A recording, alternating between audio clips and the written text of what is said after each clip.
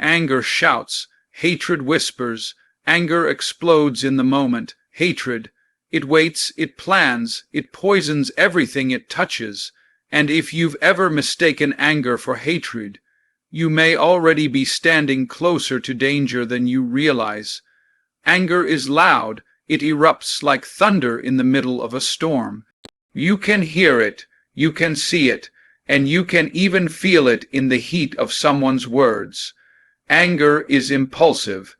It slams doors, raises voices, and throws punches, sometimes literally, sometimes verbally. But hatred doesn't make noise. Hatred doesn't announce its arrival. It doesn't need to scream to make itself known, because it prefers to hide, to disguise, to watch from the shadows. This is the first and most terrifying sign of real hatred. It's silence. Think about it. When someone is angry with you, you know it immediately. You can sense it in their body language, in the tremble of their voice, in the sharpness of their words. They might confront you, argue with you, or even lash out. But with hatred, there is no warning. It doesn't knock on your door.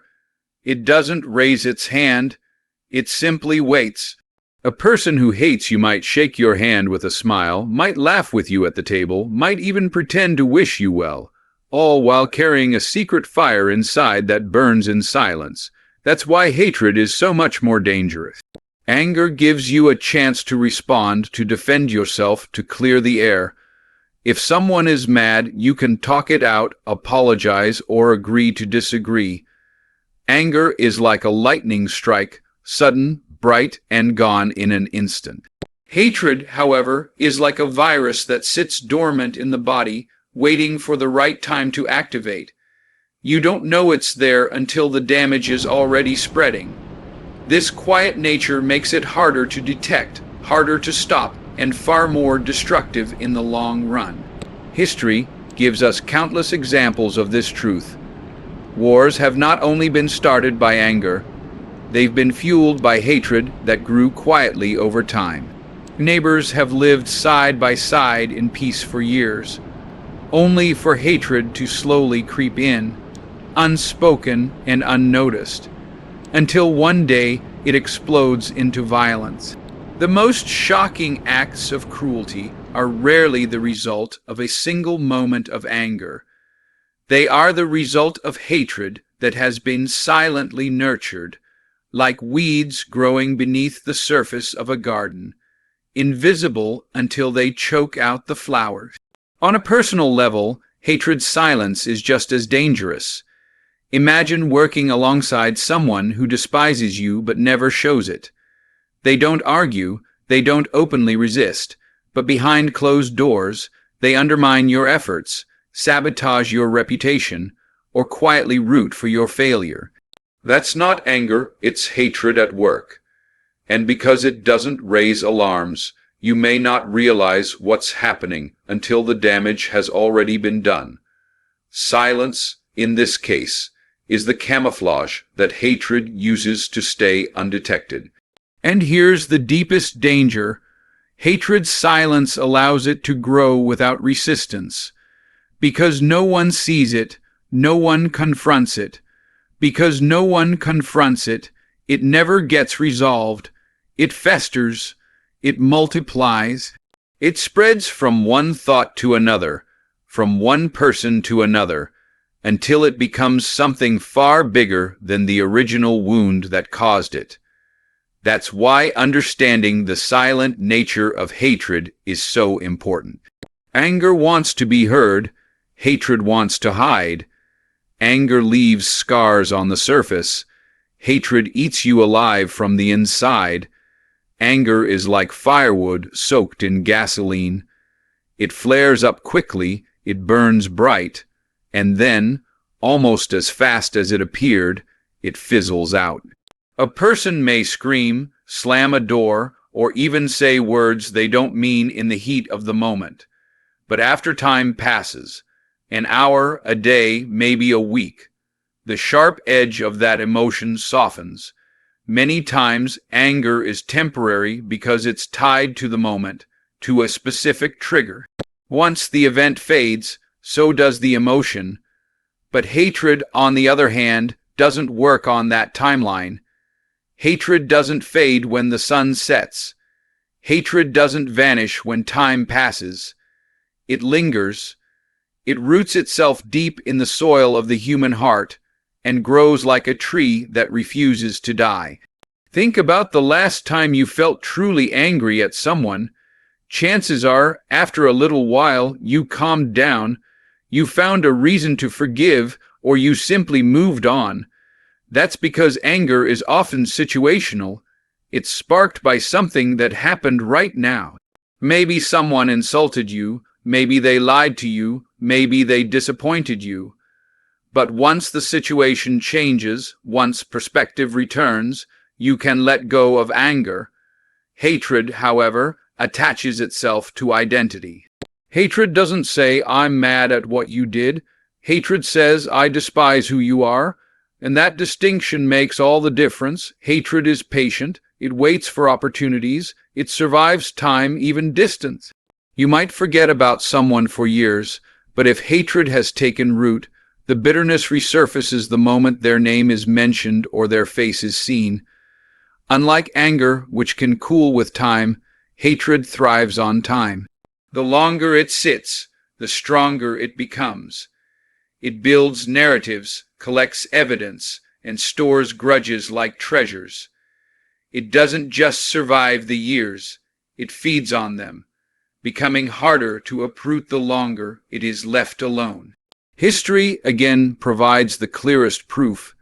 Entire generations have passed down hatred like an inheritance. Families have held grudges against other families for decades. Nations have carried hatred across centuries, long after the original conflict was forgotten. Anger might start the fight, but hatred ensures the war never ends.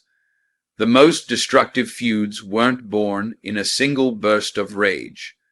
They were preserved by the cold, calculated endurance of hatred that refused to die out. On a personal level, this persistence is devastating. Imagine someone carrying hatred for a former friend, a relative, or even a colleague. Anger might have come from betrayal or disappointment, but hatred makes sure that betrayal is never forgotten. It replays the offense over and over, like a film that never stops. Years later, the pain feels just as fresh as the day it happened. And here lies the tragedy. While anger may be healed with time, hatred freezes the wound so it never closes. The person carrying it remains chained to the past, unable to step forward, unable to grow. This is why hatred is more dangerous than anger. It lasts longer than any argument, any fight, or any insult. It has the ability to outlive relationships, destroy families, and fuel conflicts that span lifetimes.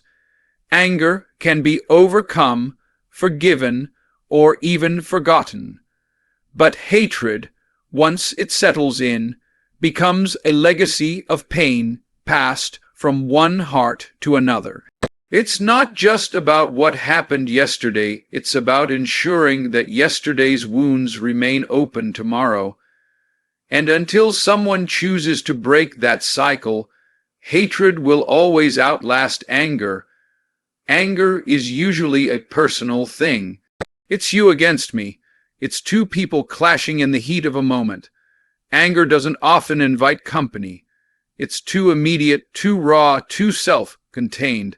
But hatred has a way of reaching out, of multiplying, of recruiting others into its cause. Where anger isolates, hatred unites. It doesn't just want you to feel it alone. It wants a crowd to carry it, a community to nurture it, a movement to protect it. This is one of the most frightening truths about hatred. It has the power to build alliances. When someone is angry at you, they may tell you directly. You can argue, reconcile, or walk away. But hatred rarely confronts you head on. Instead, it whispers to others. It spreads rumors, it sows doubt. it magnifies flaws. And little by little, hatred recruits. Suddenly, what began as one person's bitterness becomes a collective mindset. Groups form around it, friendships are bonded by it, and entire communities can be held together, not by love or respect, but by the common thread of shared hatred. That's the difference. Anger vents, hatred organizes. History shows us just how destructive these alliances can be. Some of the darkest chapters humanity has ever known weren't sparked by individual anger, but by hatred that multiplied. Hatred has built armies, toppled nations, and justified atrocities. Leaders throughout time have known this. If you want to rally people quickly, appeal not to their hope, but to their hate. It is one of the most unifying forces in the world, but it unifies people for all the wrong reasons. It turns neighbors against neighbors, strangers against strangers, and often, even friends against friends. And it doesn't just happen on the scale of nations. It happens in our everyday lives too. Think about a workplace. One person resents a colleague. Instead of confronting them directly, they start to whisper to others, "Did you notice how arrogant he is? Did you see how she always takes credit?" Soon, that seed of hatred spreads, and now it's not just one person, it's a group. What started as a personal issue becomes a collective bias. Now an alliance has been formed, not through truth, not through fairness, but through the silent recruitment of hatred. The reason hatred is so effective at building alliances is because it taps into our human desire for belonging. People want to feel connected, to be part of something bigger than themselves. Hatred offers that connection, even if it's built on negativity. It says, we may not agree on everything, but at least we all despise them. And tragically, that is often enough to bind people together. It creates a false sense of unity, a false sense of loyalty, built not on what people love, but on what they collectively despise. This is what makes hatred even more dangerous than anger. Anger is contained. It burns between two people. But hatred builds coalitions. It becomes movements, campaigns, and even ideologies. Once it spreads beyond the individual, it gains momentum and power. And when hatred reaches that level, it no longer needs truth. It no longer needs reason. It only needs numbers. That is why hatred can topple cities, poison cultures, and destroy generations. Because it doesn't stand alone. It multiplies, recruits, and grows until it has built an army of its own. One of the most dangerous qualities of hatred is its ability to wear a mask. Unlike anger, which is usually raw and obvious, hatred knows how to dress itself up, how to present itself as something noble, righteous, even justified. It rarely announces itself with the words, "I hate." Instead, it says, "I'm standing for justice."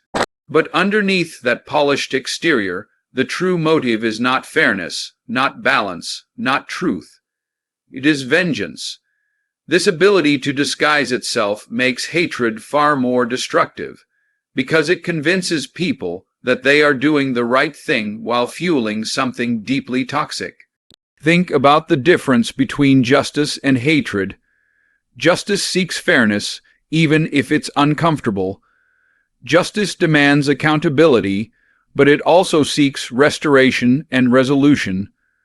Justice is impartial. It looks at facts, not feelings. Hatred, however, isn't impartial at all. Hatred has already chosen a side, already decided who the enemy is, already sentenced them before the trial begins. But when hatred disguises itself as justice, it gives people the illusion that their bitterness is moral, that their anger is sacred, that their prejudice is a noble cause.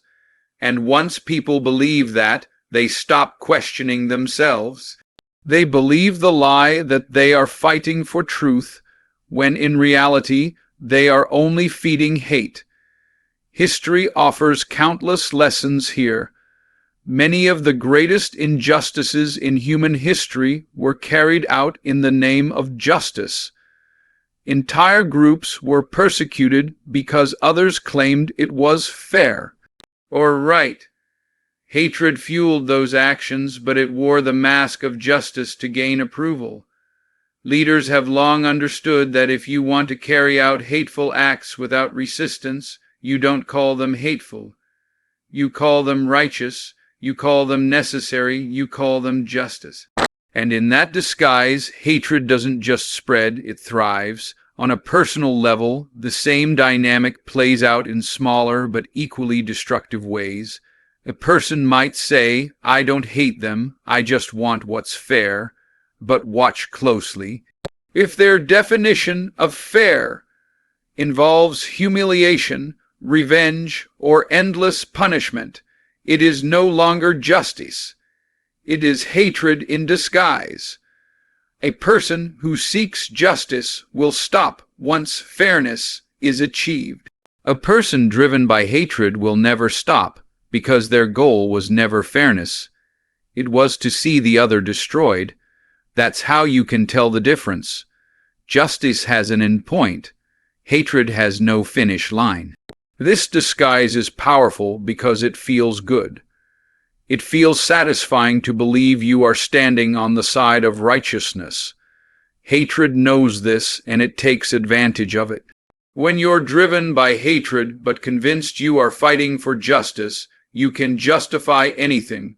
Cruel words, broken relationships, even acts of violence.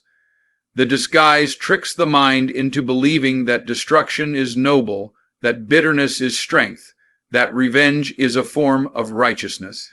And once hatred has successfully worn that mask, it becomes almost untouchable because people will defend it as if it were truth itself. This is why hatred disguised as justice is more dangerous than anger.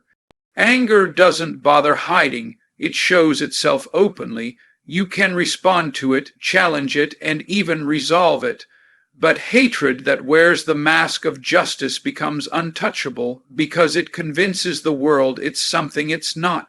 It hides behind noble language, it cloaks itself in morality, and in doing so, it poisons everything it touches while appearing honorable.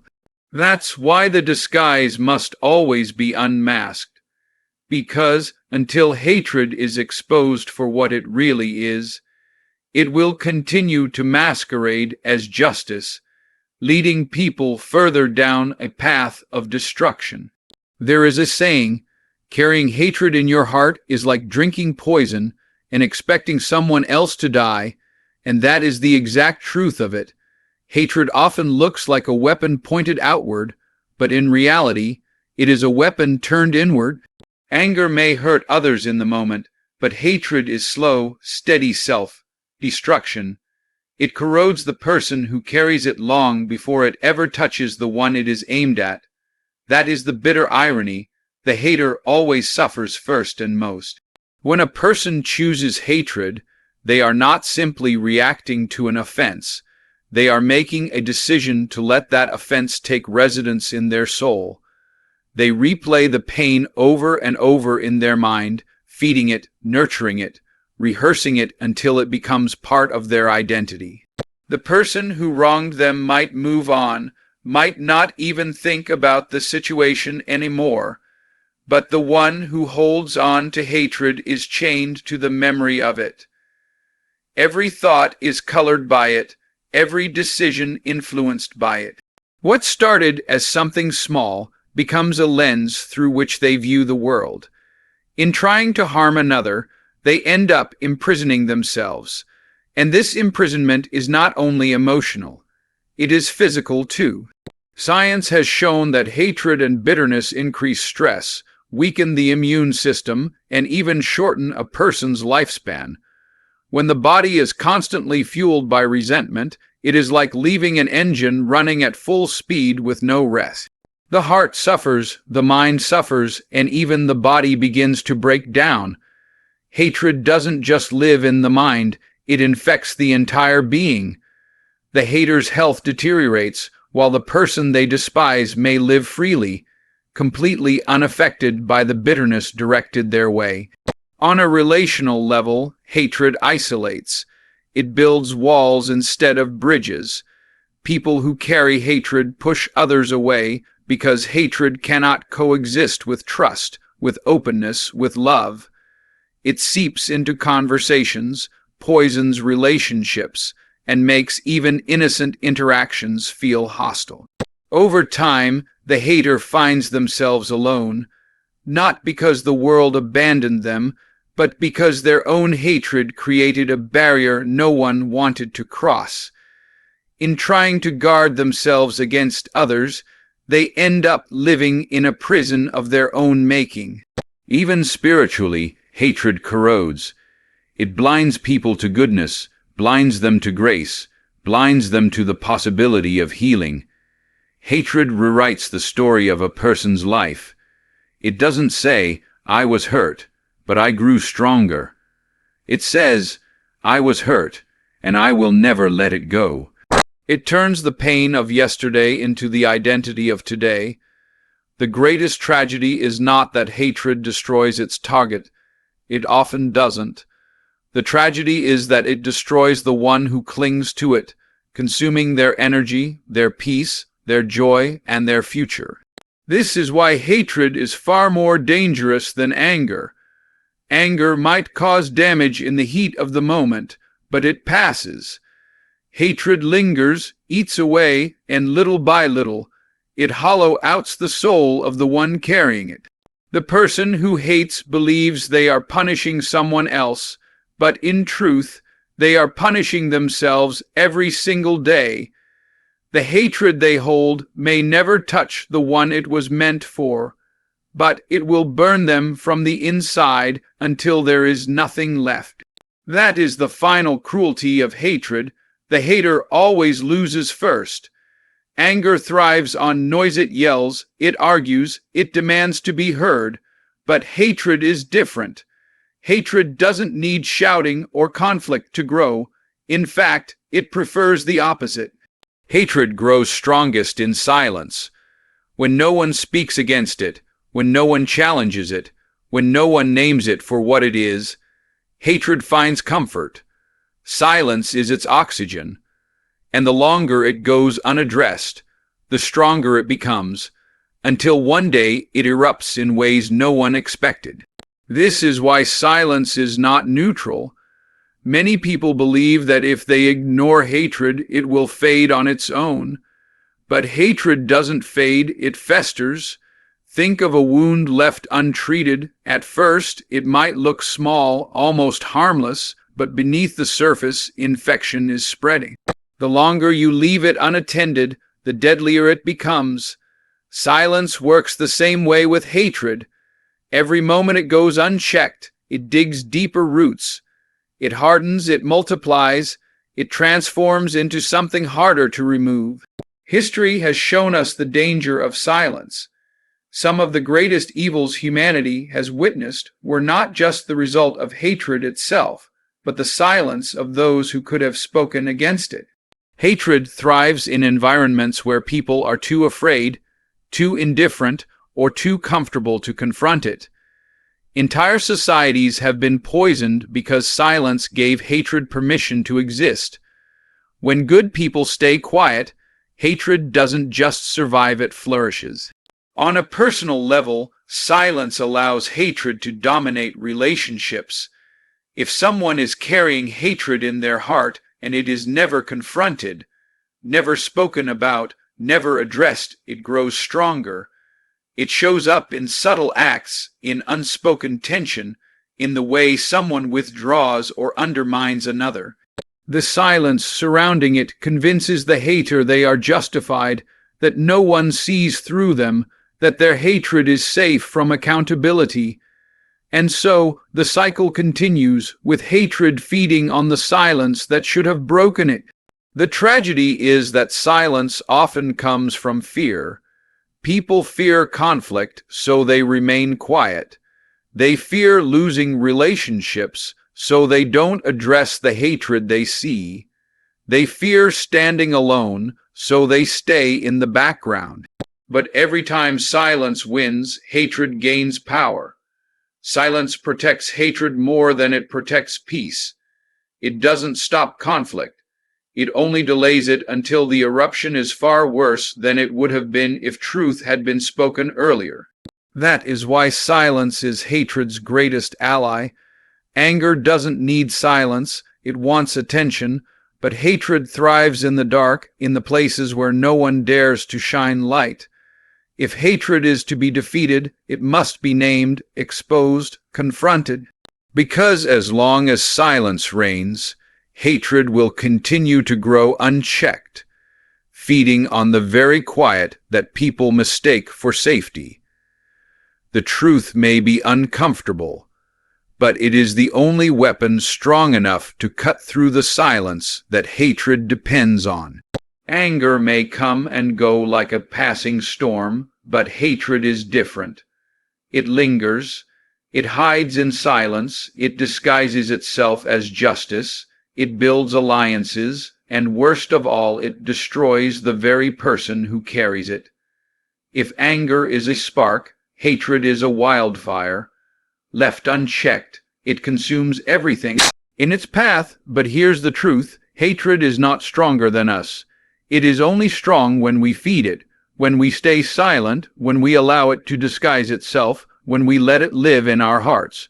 The moment we choose to confront it, the moment we replace it with truth, forgiveness, or even simple honesty, that is the moment its power breaks. So I leave you with this: don't just be aware of hatred, expose it.